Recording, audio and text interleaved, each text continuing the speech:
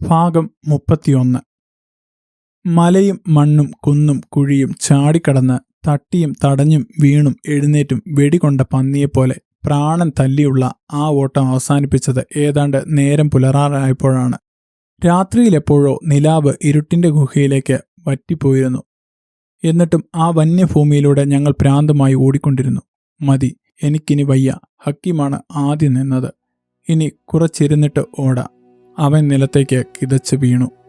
ഉടനെ ഒന്നും പിടിക്കപ്പെടാത്ത അകലത്തിൽ എത്തിപ്പെട്ടിരിക്കുന്നു എന്ന് ഞങ്ങൾക്ക് ഉറപ്പായി കഴിഞ്ഞിരുന്നു.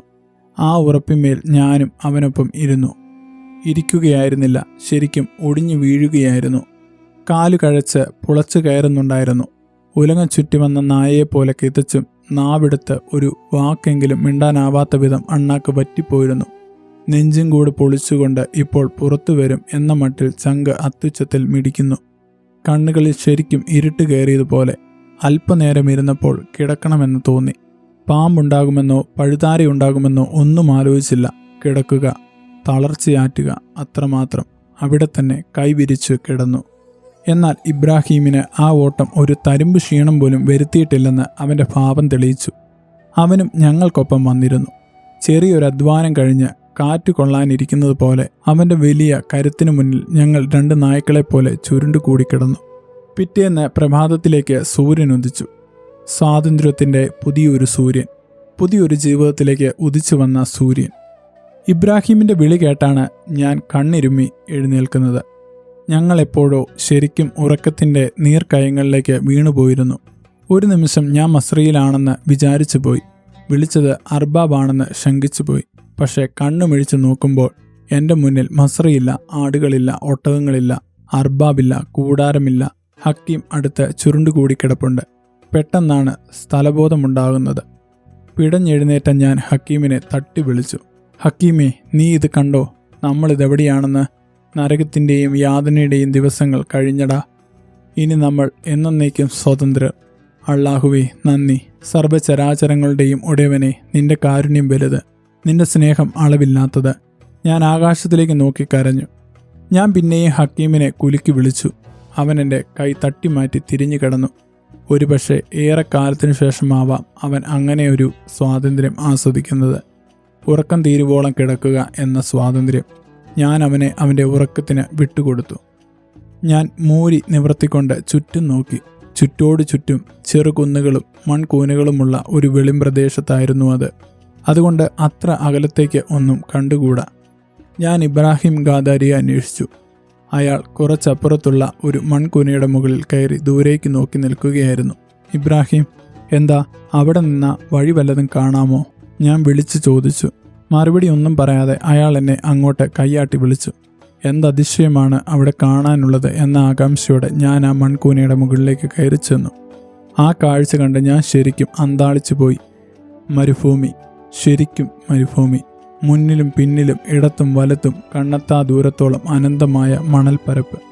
ചക്രവാളം മുതൽ ചക്രവാളം വരെ തിരയിളകിക്കിടക്കുന്ന ഒരു മണൽക്കടൽ. ഇടയ്ക്ക് കാഴ്ചയെ തടസ്സപ്പെടുത്താൻ ഒന്നുമില്ല. ഒരു മരം, ഒരു ചെടി, ഒരു കുന്ന്, ഒന്നുമില്ല, ഒന്നും. അപ്പോൾ മാത്രമാണ് എത്തിപ്പെട്ടിരിക്കുന്ന ഇടത്തെപ്പറ്റി ഒരു സാമാന്യബോധം എനിക്കുണ്ടാവുന്നത്.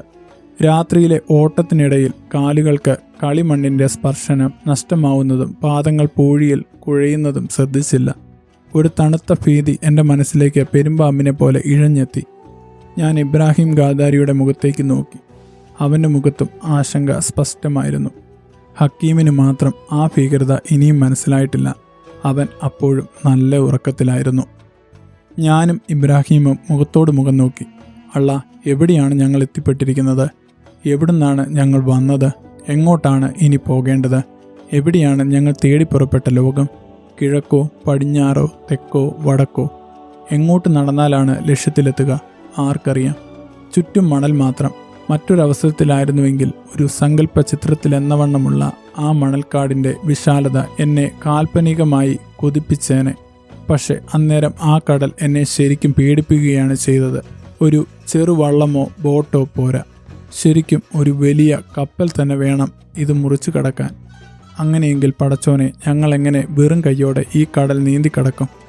ഒരു തുള്ളി വെള്ളമില്ലാതെ, ഒരു തരി ആഹാരമില്ലാതെ എത്ര സമയം കൊണ്ട്? നേരം ഇത്തിരി കൂടി പുലർന്നാൽ സൂര്യൻ അതിൻ്റെ ചൂട് മുഴുവൻ ഇവിടേക്ക് ഊതാൻ തുടങ്ങും. അതിനു മുമ്പ് ഞങ്ങളെക്കൊണ്ട് അതിന് സാധിക്കുമോ? പടച്ചോനെ, നീയേ തുണ. നിന്നിലുള്ള അനന്തമായ വിശ്വാസം ഞങ്ങളെ രക്ഷിക്കട്ടെ. ഇബ്രാഹിം, നീ ഓർക്കുന്നോ, നമ്മൾ പടിഞ്ഞാറ് ദിശയിലേക്കാണ് രാത്രി ഓടിയത്. ഇനിയും അങ്ങോട്ട് തന്നെ പോവുക. നമ്മളൊരു പൊതുവഴിയിലെത്താതിരിക്കില്ല, ഞാൻ പറഞ്ഞു. അവൻ മറുപടി ഒന്നും പറയാതെ ആശങ്കാകുലനായി കുറെ അങ്ങോട്ടും ഇങ്ങോട്ടും നടന്നു. ഏറെ നേരത്തെ ആലോചനയ്ക്കൊടുവിൽ അവനാണ് തീരുമാനിച്ചത്. നഗരം കിഴക്കാണ്. നമ്മൾ അത് ലക്ഷ്യം വെച്ച് നടക്കുന്നു. ഞങ്ങൾ ഹക്കീമിനെ തട്ടി വിളിച്ചുണർത്തി. അവനും പൊടി തട്ടി എഴുന്നേറ്റ്. അന്നേരം ഞാൻ ശ്രദ്ധിച്ച ഒരു കാര്യമുണ്ട്. ഹക്കീമിന് ഒരു വല്ലാത്ത മുഷടുവാട. ഞാൻ ആദ്യമായി മസ്രയിൽ എത്തിയപ്പോൾ അനുഭവിച്ച അതേ വാട. ഇത്രകാലം അതിൻ്റെ മൂക്കിന് അപ്രാപ്യമായിരുന്നു. പക്ഷേ മസ്ര വിട്ട് പുറത്തു വന്നപ്പോൾ അതെനിക്ക് തിരിച്ചറിയാനായി. സത്യത്തിൽ എനിക്കുമുണ്ടായിരുന്നു അതേ വാട. എന്നാലത് സ്വയം മണത്തു തുടങ്ങാൻ പിന്നെയും ദിവസങ്ങളെടുത്തു. ഞങ്ങൾ നടന്നു തുടങ്ങി. ശരിക്കും സന്തോഷം കൊണ്ട് തുള്ളിച്ചാടേണ്ട നിമിഷങ്ങൾ.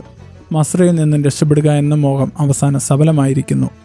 അർബാബ് ഇപ്പോൾ മടങ്ങി വന്ന് ഞങ്ങളെ അന്വേഷിക്കുന്നുണ്ടാവാം. ഞങ്ങൾ 3 പേരും ഒറ്റയടിക്ക് രക്ഷപ്പെട്ടിരിക്കുന്നു എന്ന അറിവ് അർബാബിനെ ഭ്രാന്ത് പിടിപ്പിക്കും തീർച്ച.